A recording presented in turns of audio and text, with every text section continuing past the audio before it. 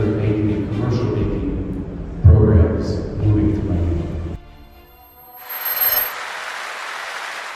Well, yes, Miami has always been known as the gateway to Latin America, that's for sure. In terms of financial institutions, even before COVID, more commercial banks are located in New York City, in Wall Street, than any other city in the United States. But the number 2 city is Miami. The second most quantity of commercial banks is on Brickell Avenue. So even before COVID, we were becoming not just the gateway of Latin America, but perhaps the third most important financial city in the world, followed by London and then New York. But then during COVID, we have a mayor. His name is Mayor Francis Sparks. And during COVID, he let the whole world know that Miami was open for business, and that Miami had a very friendly attitude and friendly culture towards business. So since then, in just 5 years, over 220 Fortune 400 and Fortune 500 companies have made the decision to either relocate their world headquarters or regional offices in South Florida. Some land in Palm Beach, some land in Fort Lauderdale, most land in Miami. So aside from the fact that we are the gateway to Latin America, which we hold near and dear to our hearts, we are very quickly becoming one of the financial gateways to the world. Yeah, I knew Francis. I remember the time I was living there. He's a clone of a Mexican soccer player called Almazo. Oh, really? Okay. Everybody knows Francis. Everybody knows yes, Francis Marquez. Okay, Nick, you're the finance and culture Miami. Just quickly engage. Sorry, as a hub of innovation in the tech. From your perspective, how is the new entrepreneurial energy reshaping the city, and how does this complement Miami real estate landscape? Well, I'm going to mention a little bit here.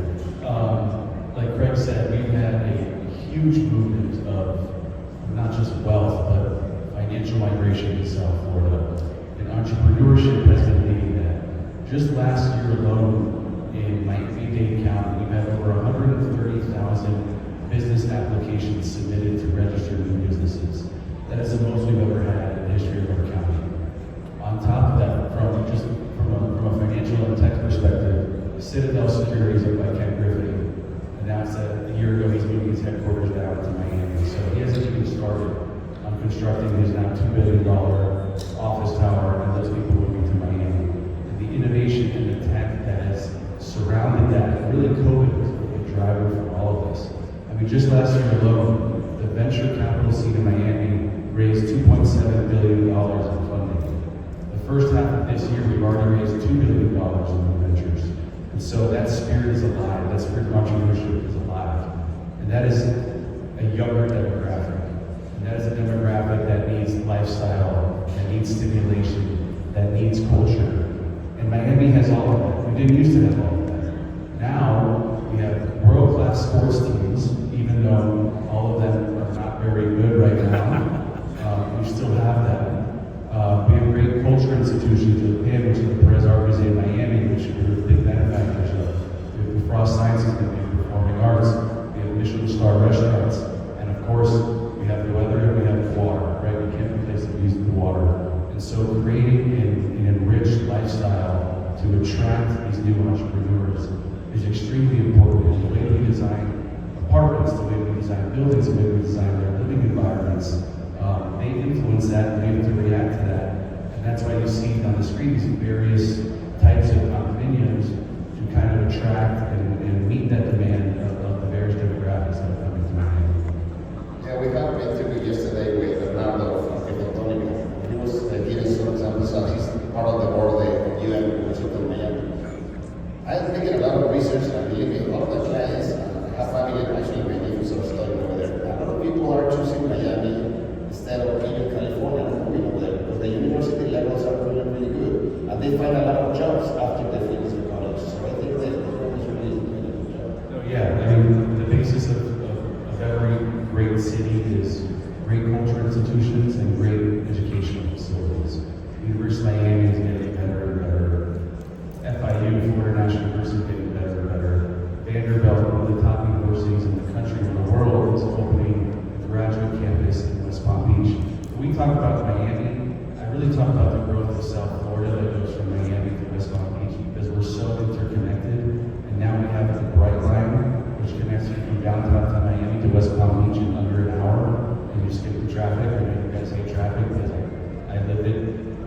this morning and yesterday here. So it's a great new mode of transportation that allows people to move effortlessly throughout our region. The Brightline project is impressive. I used to pull my bike even up to West Palm Beach. You can be 400 in either 40 minutes, 30 minutes, and they go to West Palm Beach. And you have amazing restaurants over there as well. So it's all there. So I'm going to go with you again, Greg. We love to know about the population shifts. The new headquarters and talent migrations to Miami. Can you walk us through the markets like Palm Beach, Florida, West Palm Beach, as the executive evolving, and what's driving that demand? Well, for population shifts, I'm an amateur demographer. I study population shifts. There's been a huge wealth migration to the southeast U.S. I grew up in New Jersey. That's next to New York. That's the northeast U.S. Since I'm a little kid, most of the GMP that was created in the United States came from the northeast. But again, since COVID, that has shifted to the south. Governed mostly by Florida and Texas. Why Florida and Texas? Because those are the two fastest growing states in the United States. This year, the state of Texas is growing by nearly 1,450 people, population growth, every single day. That's Texas. Florida's right on its heels. We're growing, this is U.S. Census, it's not me, I just do a lot of research. U.S. Census says that Florida's growing by 1,350 people per day. You want to know what number 3 is? It's North Carolina, growing by 275 people a day. With all due respect to North Carolina, who cares? 50 out of 50 states. Number 50 is California. They're minus 270 a day. Number 49 is New York, minus 125 people a day. No, the shift is coming to the south. What I love about Florida is it's a peninsula, surrounded by water. And we don't have time today, but at a whole other time, I can tell you why the whole world, 2/3 of the world population lives on major bodies of water called oceans. Florida's got a peninsula. But what is the profile with these 1,350 people? These are mostly young families. Yes, we've always had a retirement market because the weather in Florida is spectacular. We've always had early retirees, people that have made it, either because of high tech or they won the lottery, whatever it is, and they're going to live the rest of their years in the sunshine state called Florida. But since all of these major businesses have decided to relocate to South Florida, most of these are young families. It's changed the profile of the whole state of Florida, not to mention South Florida. They just said, an evidence of the culture of the city is so much grounded in the quality of the education. And that's a race that we need to keep, that we're in right now, in South Florida. Because there's so many young families that are coming with children. And like you, like me, I want my children to have the best education they can possibly have, so they can have the best life they have. We got caught on our heels with this, because we never expected such a change in the demographic profile. There's no way you can see this coming, but it's happening. So it's not just the numbers, it's the profile behind the numbers. I remember after COVID, a lot of New Yorkers started arriving to Miami. Oh yeah. And the first question is, I'm going to be here just for 6 months. Maybe a year, and then, no, I'm going to stand my lease, I'm going to buy an apartment. And then, you go to New York, it's a different life. I love New York, so I'm going to there. There's no cliche, there's nothing more permanent than a temporary solution. Be careful if you come to Florida temporarily. Exactly, you're going to stay. Nick, how do you see related evaluate when and where to expand outside Miami itself? Siempre estamos buscando oportunidades afuera de Miami, afuera de Fort Lauderdale, de Palm Beach, en Tampa. Estamos en México, estamos en Arizona, estamos en Atlanta, pero en Miami en específico, Miami es una ciudad que es muy cara y especialmente después de COVID, los precios han subido increíble, bastante, y hay mucha gente que no puede pagar esos precios. Entonces han mudado a Fort Lauderdale, han mudado a Panorama, y han mudado a Palm Beach. En Panorama, por ejemplo, nadie sabe qué es Panorama, pero ahora mucha gente sabe qué es Panorama. Hace 5 años que construimos nuestro primer edificio, Solimar, con precios de $1,000 por foot, 100 por pie. Ahora estamos vendiendo W Panorama y Waldorf Panorama at 150 por pie. 100? Thank you, sorry. And so Miami's gotten so expensive that people are looking at other places. We or any other developer does. We are building 5 out of the 6 luxury properties in Guam. First mover advantage. We're in Tampa building Ritz-Carlton residences, and we're already doing upgrade residences work.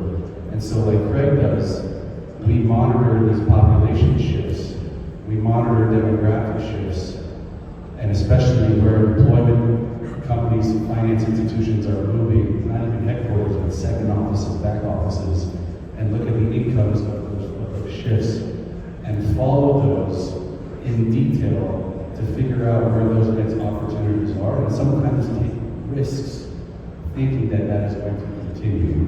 And I think we've been pretty successful.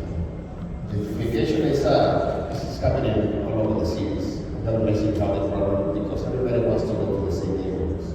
Miami is Florida is huge, and a lot of people can't afford to live in Colorado. We're going to the north, which is closer to the college and whatever. But you can go to another place that is totally the same as South Florida, and you can be there. So it's very interesting. I was hearing that Microsoft is moving also to Miami. I think like 1,000 jobs can be. Yeah, what you're seeing is Miami is large companies, Amazon, Microsoft, Apple, Blackstone, not moving, but increasing their presence. Amazon, 50,000 square feet in Wynwood. Spotify moved their headquarters to Wynwood. Apple, 20,000 square feet in Coral Gables. We said Microsoft, a brand new Class A office, and pretty critical. Second, third offices. I think one, because they realize that their employees want to have a better quality of life, so they want to be there. But again, as Greg said, we're the capital of Latin America, right? If you want access to the Latin American community, most of that comes from Miami. That's why you see most of the financial institutions have their private wealth management offices located in Miami. But more than that, now we're seeing actually the regular banking and commercial banking programs moving to Miami. One of the biggest clients that we have in the logistics magazine is Ryder. Ryder is a big 3PL company and also expanded operations there. The rail is very important. Actually, the rail that goes from Miami to Jacksonville, it's called the Florida East Coast Rail. It's owned by a Mexican company. It's called Ferromex. So you see how Mexican investors are also investing on this rail for the cargo because the ports are also increasing the imports for the goods. So all of that is really expanded and created a lot of value. Greg, the final question for both of you. If you could design a Miami of the future for the residents, what would you like and feel like? I'll let Craig take the prettier picture.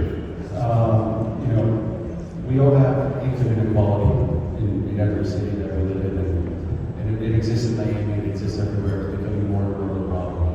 And so not only do Related, as we're known for, build luxury housing, luxury hotels, we're also the largest affordable housing developer in the country. And we are introducing new products where usually the cheaper the products and what we have are further away from the urban core, which then they cost them more money to get into their jobs. We've created a system where you have mixed income communities in vertical high-rise in the urban centers, which is the future of if you're going to have a successful city where you can live, work, and play where you live and not have to commute 1 hour or 2 hours and not spend that time with your family. And so my vision in the future for Miami is what we are trying to do already is build an inclusive Miami for everyone that's accessible for everyone, but also has everything that everyone loves about Miami, the great cultural institutions in Miami, the restaurants, the water, the entertainment. And so I think Miami's just getting started. I mean, the growth we had post-COVID is not sustainable, right? We went from 0 to 100. Now we're growing at I think a more normalized rate. And you're seeing that in real estate prices, right? Real estate prices from right before pre-COVID to now have more than doubled. But every year we are still seeing increases in resales of new buildings and in new developments. So that is my vision for the city that I love and that we're helping to bring. It was beautiful. I understand this thing. I get a lot of my data. It sounds a little dry, but from the Florida Department of Transportation. These numbers we gave everybody about the population increases, they're way ahead of it. When you drive around Miami these days, you see a whole bunch of construction cranes. telling you folks, half of them are highway improvements. They are not just doubling, sometimes tripling the width of these highways because people keep coming to Miami from all four corners of the United States. Gary, you mentioned California. Before COVID, I think my company, late last year, we sold one California family in a month. We do like 5 a week. And that's just related ISG. I'm sure every other real estate company in Miami can brag about the same thing. That's just, my point is, it's coast to coast. It's not just the New York corridor anymore. The Florida Department of Transportation is going as fast as they can to upgrade the infrastructure of all of South Florida so that while Related continues to be the dominant residential builder, we can move people around with relative ease so they can truly enjoy a day in the life of Miami. So you're going to have a big schedule for the next 6 months because you're going to have Formula One, then you have tennis, and then you're going to have the World Cup. So imagine the quantity of visitors that you have there. You're going to return. We're very ready. I have a lot of places for them to live. So you got to talk to Related because I don't know how many games are going to happen in Miami, but for sure Argentina is going to play there, and then they have a special connection with FIFA. But it's going to be all going to be the games going to be crowded. So I really appreciate your time. I know that Related has been investing a lot in Mexico. If you go, we always try to sell Miami to go over there. That you have a lot of Mexican restaurants, the food and everything. We also have a lot of vendors here in Cancun. So you also bring a little piece of Miami and decide to be here in Mexico. Yeah, I think it's important. You know, we're for sure one of the largest developers in the U.S., especially in South Florida. But we've always had a strong relationship with Mexico. We built Icon Vallarta in 2005. We've been building Zihuatanejo for 20 years in Nassau Plain community. And now we have Thompson Vallarta, we have Thompson, Mexico City. We're on our 5th tower in Puerto Cancun with SLS. We just bought Magistral Hotel in Playa del Carmen, which we're going to rebrand and pump a lot of new money into it to redo the hotel and add residences. And I can't tell you the brand. We'll be launching that. You could tell that to me. Yeah, okay, don't tell everybody. We'll be launching that in December. So Mexico is very important for us. And bueno, soy muy animado y feliz de estar aquí con ustedes. Muchas gracias. Tequilas por